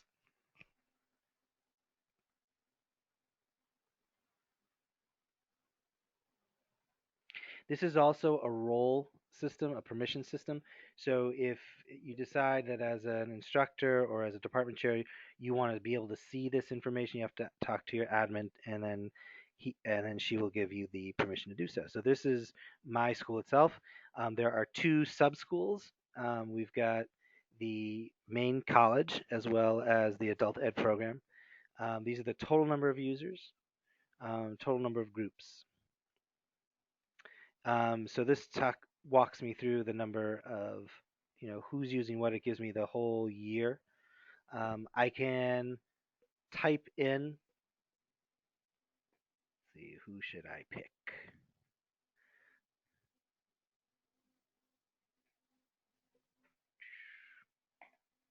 Perfect. And I can set the date range.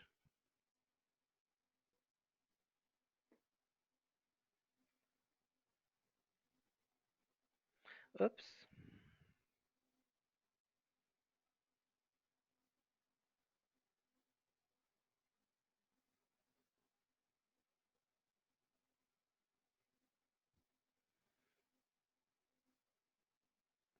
Okay, so courses access, this is none. This is, hold on, this is not a good example, so I apologize for that. Let's pick someone that's,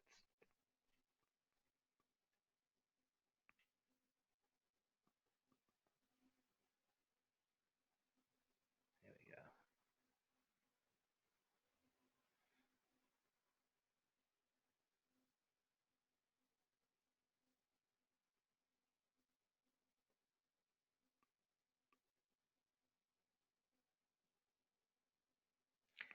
So if I click on Alex, oops, sorry, didn't mean to do that. So if I click on Alex, it will show here was the course that he was in. Here are the instructors. This was the total time he was in the course. Um, he clearly did not log in. Um, but it would show the number of times the student logged in and the average time he or she spent in the course.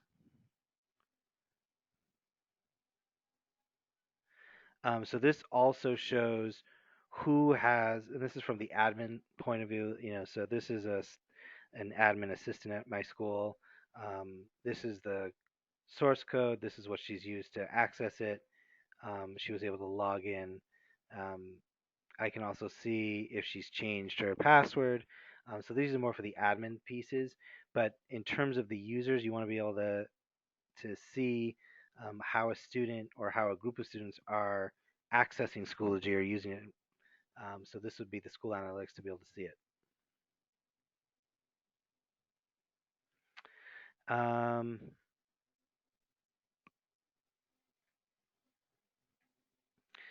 okay, Lori, they can't plug in numbers to see what if. No, they cannot. Going back to your question. Um, okay, and we focused on the prereqs. Other questions or other areas of Schoology that you'd like to see?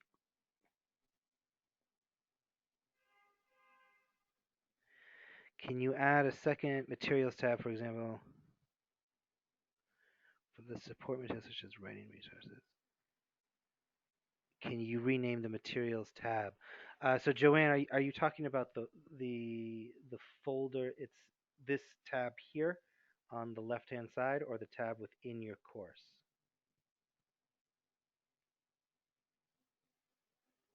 The tab on the left-hand side.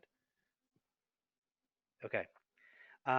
So these folders here, um,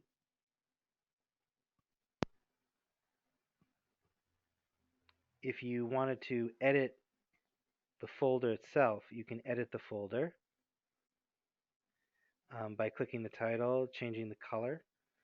You can put your description of the course or description of the content of the folder in here. You can also add images, and then you can also decide if you want it to be published or unpublished. When you add materials, you can definitely add as many folders as you want to a course, and you can title it to what you want. So if you wanted to have a folder at the bottom that said resources, you can. It's also so what some faculty members do is that they will um, put their own materials here and just hide it from the students. So that way they don't have to go back and forth between resources and their live course. So it would just be it's just be unpublished. Um,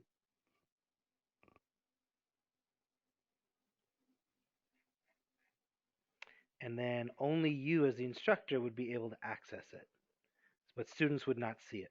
If I publish it, the moment I publish it, it's accessible to the students. But yes, you can create um, folders to put whatever content you want in it for students to access.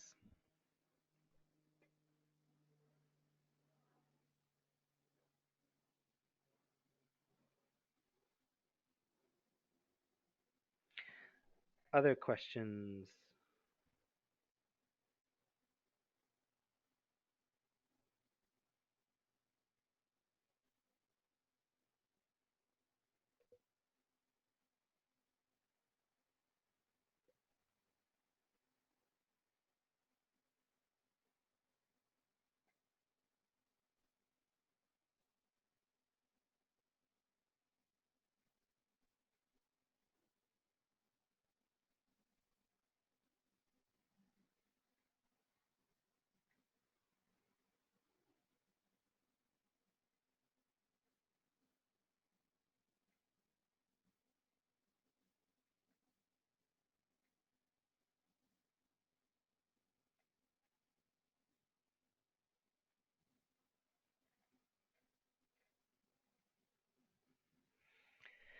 The last piece of advice that I would recommend is to take the time to explore. You can't destroy Schoology. Um, it's okay to play around, especially if you have that dummy course or that sandbox course. I will tell you, my first year teaching on Schoology, in the middle of my third week, somehow I deleted my entire course. I'm not sure how I did it, and my first question was, "Oh, well, how do I get it back?" And I'm like, I'm the Schoology expert, but I have no clue how to do it. So lo and behold, Schoology keeps a copy of it, so it's not really deleted. So they were able to reinstall it. So the experts make mistakes all the time. Um, the best recommendation that I would have in terms of how to design your course is start with actual paper, and draw out what you want, how working backwards, what do you want your students to accomplish by the end of your course, and create a roadmap, if you will, working backwards. And then from there, you can start to design it and know that, like with any course, even though you've taught it for the first time, if you're using a new LMS, it's like you're teaching the course again for the first time. So you are, the first year is your rookie year, and you're going to be becoming accustomed to the system, accustomed to grading, accustomed to communicating, and that's okay. And I would be very explicit, and open with your students that because it's a new system, everyone is on a learning curve and there will be mistakes made, and to just be patient. And that just as you will be there as a resource for the students to help them, they should also be patient with you as you are learning the system. Are there any questions or features you'd like me to show you during this time?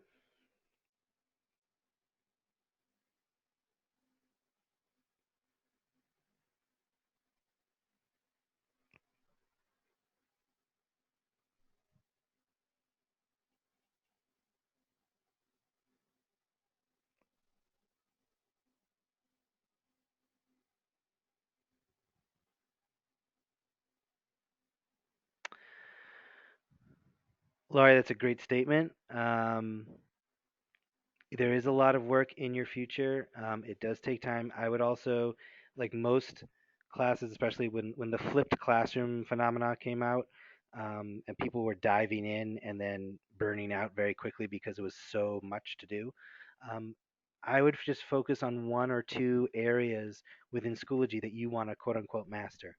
So if you really want your students to utilize the discussion boards, focus on that for the term. One of the goals that I've tried to implement at my college is that every faculty member has a ed tech plan in how to professional development plan and how to utilize the technology in their teaching. So there are some teachers in which they're learning how to upload their materials. That by the end of the semester, they will have uploaded all their materials for the course. Others, it's using the gradebook. So take it slowly. Um, and if you are the type of person that likes to jump in and play around, then I would recommend that as well. Kathleen, you asked a question: how do I create an assignment without it defaulting to Google Drive assignments? So when you're creating an assignment, um, what's popping up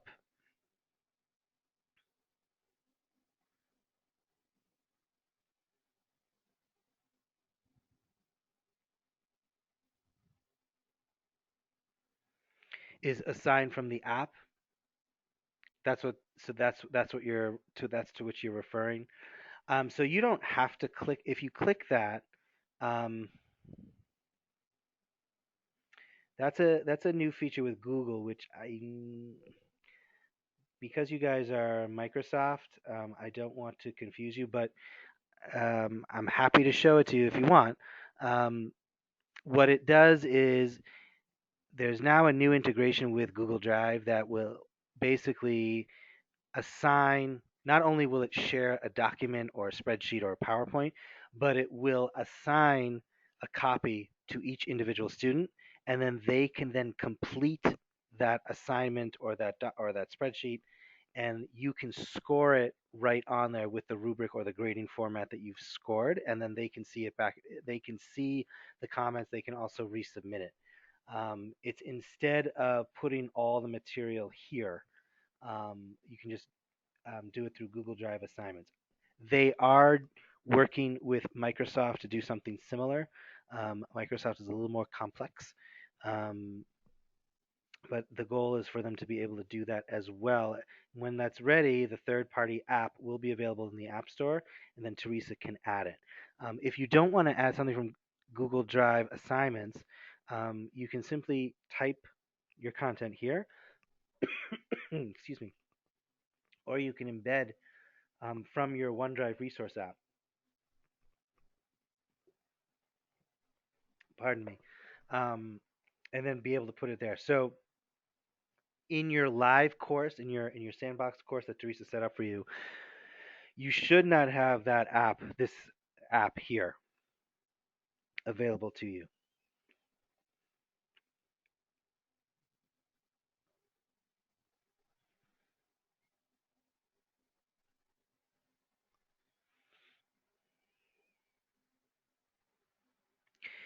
Is there a specific place for the syllabus or common practice?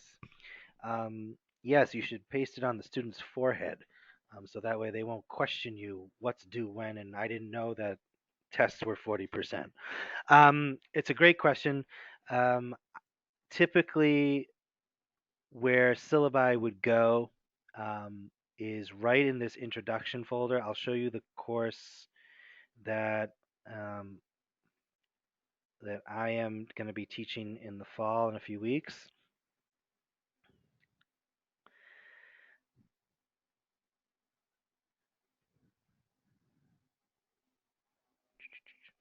Also, don't worry. I know this is my Hebrew College site, and you may see questions here. That's just my feed. That doesn't mean everyone in Schoology can see it. This is only within uh, our Master Instructor course, but it looks as though like it's public. It is not. It is only public if I remember send an update and then I post to Schoology educators. So in my resources,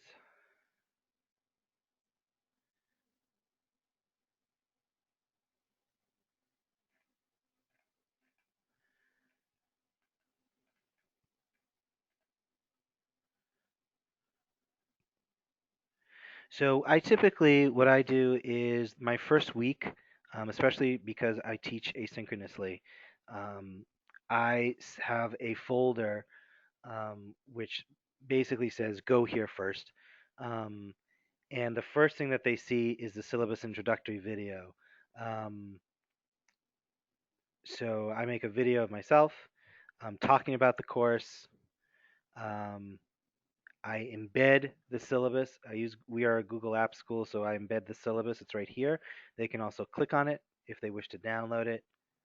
Um, and I typically have a student completion that they have to view it. Um, so that means that in at least on my books, on my records, they've checked it out and they've looked at it. Whether they actually did or not, at some point, they need to take responsibility for that. And then I have a separate section on how-to videos for the ed tech. I use a lot of different types of tools. Um, and then my first week, I have students play around. So this is my introductory question. Um, Here's the syllabus again that they have to view it. They have to create an e-portfolio. They have to do all these pieces during the first week. I don't do any content purposefully because I want them to get used to the platform. Even though most of the students have used Schoology before, they haven't used it with me. And every teacher uses Schoology differently because we're all unique human beings. And that's okay. It should not be an automatons. Um, they just as like in the real world. They're not going to be working in an assembly line. That's not how the world works. So it's I would recommend giving some time for your students to check out the course, to look through the course. My particular course, I have every folder open so that they can see what's coming down the pike, um, and able to see what is due and when, and what topics we're covering. Um, there are some faculty members who say, no, I want them to only focus on this folder for the first week and this folder for the next 2 weeks. Um, and that's just a teaching preference and a teaching style.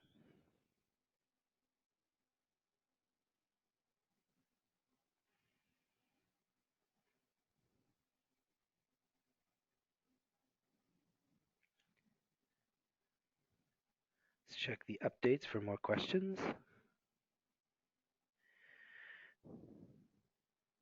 where do we set the time on an assignment is due? Okay. If students submit an assignment that includes a video, will Schoology recognize different media formats? Yes, they will, Brad. So let's kill two birds with one stone and look at an assignment. Um,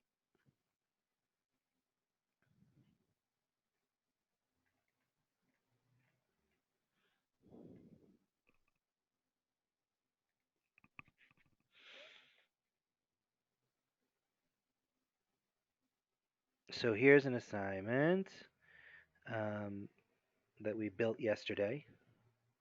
And if I click edit,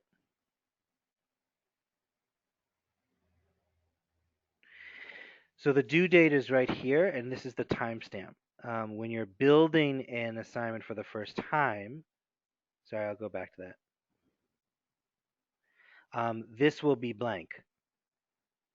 Both the date and the time will be blank, and then you can fill that in by clicking on the date. As soon as you click a date, this box will open up so you can set the time. And note it will set to your time zone, the time zone that your account is set to. So that would be Central Time. So if you have students in different time zones, it will show up on their time. It'll adjust. So for example, if this is set to 11:59 p.m. Central Time, then that's going to be 1:59 a.m. the next day Eastern Time for the student, and it will automatically adjust in their calendar um, and be able to submit. So let's look at what a student can do in terms of a submission. Let's take Sophie.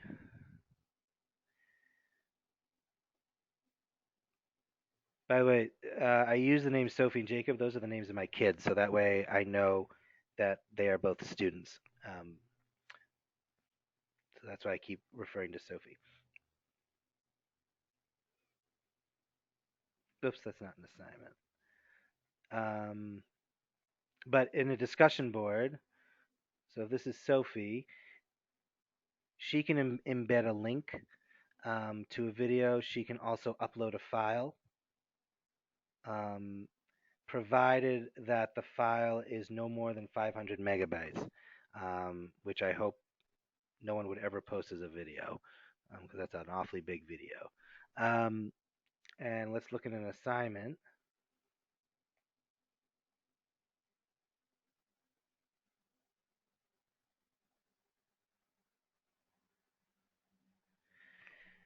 So in this case, Sophie already submitted an assignment, but let's say she wants to resubmit.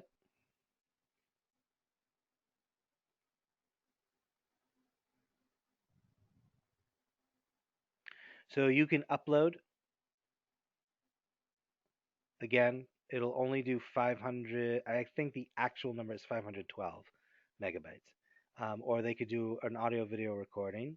Um, they can also click create and they can embed it this way as well through image media. Interestingly, that it's only 100 megabytes per file to encode the video, but typically it's 512. So I'm not sure why that is the case. I just discovered that now. Um, and if they have uploaded it to resources, they can do that. They can submit the video. As long as your player, so Schoology will play YouTube videos, it'll play Vimeo videos, and it should play most MP4 videos. Um, it should play the Mac version, the WMVs. If it doesn't, you can always download it and then play it on your computer.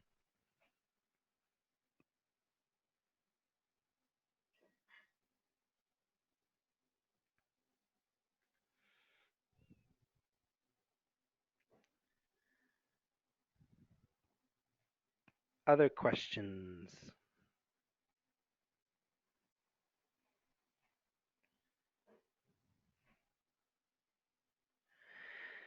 Can we set a prereqs at a folder level to prevent students from moving forward, or does it have to be at the item level? Yes, you can do it both. You can do it at the quiz or assignment level, or you can do it at the folder level or module, Kathleen, and that'll prevent them from moving forward, um, provided that they have to complete all the assignments within that folder. So if we go back to uh, introductions, oops, gotta go up a level.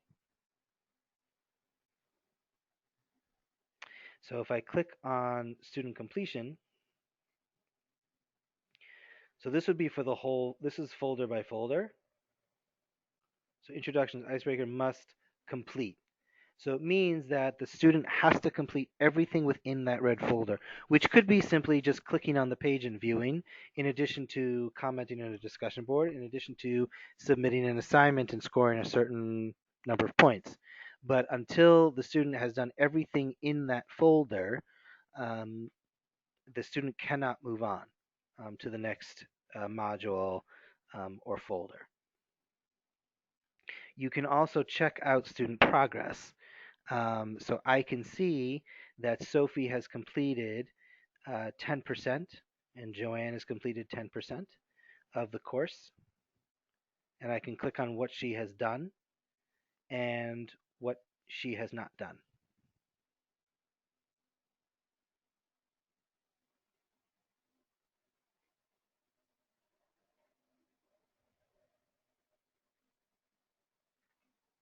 So it says in progress because as soon as it's live, technically, and it's within the assigned due dates, technically Sophie can be working on it. So that's why it says quote unquote in progress.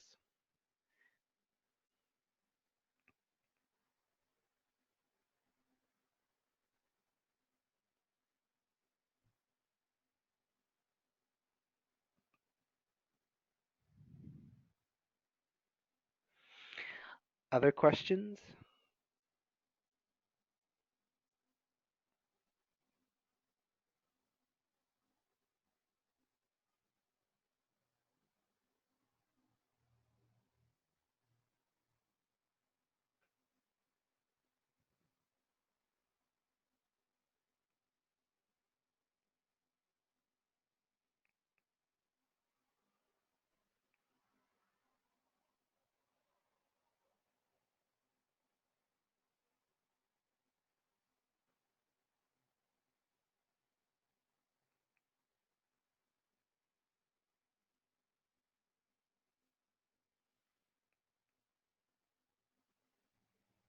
Teresa, are there any other questions that are coming up or people typing?